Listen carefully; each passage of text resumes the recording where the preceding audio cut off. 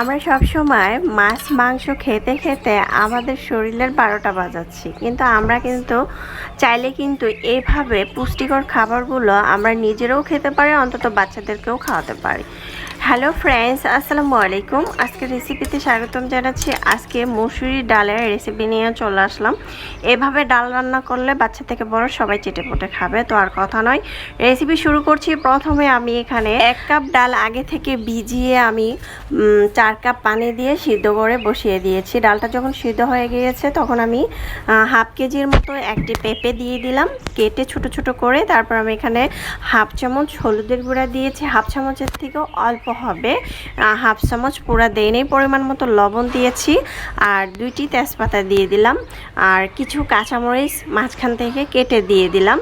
দিয়ে এখন আমি একটু নেড়ে চেড়ে দিব। আর এখানে চাইলে ধনিয়ার গুঁড়া অথবা জিরার গুঁড়া দিতে পারেন, তবে আমি দেই নেই। আর এখানে আমি সামান্য একটু হাফ চামচের মতো আদা বাটা রসুন বাটা অ্যাড করেছি, আপনারা না চাইলে সেটাও স্কিপ করতে পারেন। তারপরে যখন এটা আমি রান্না করে নিচ্ছি 5 মিনিটের মতো, 5 মিনিট পর আমি এখানে রসুন কুচি আর পেঁয়াজ কুচি আধা কাপ হবে শুকনো মরিচ সাথে ছিল, এটা একটু ভেজে নিয়েছি। যখন ব্রাউন কালার হয়ে আসছে তখন আমি ডালটার মধ্যে দিয়ে দিলাম ধনেপাতা কুচি, আর দিয়ে দিলাম কাঁচামরিচ আরও 4-5টা দিয়ে এখন আমি এটাকে রান্না করে নিব আরও 2 থেকে 3 মিনিটের মতো।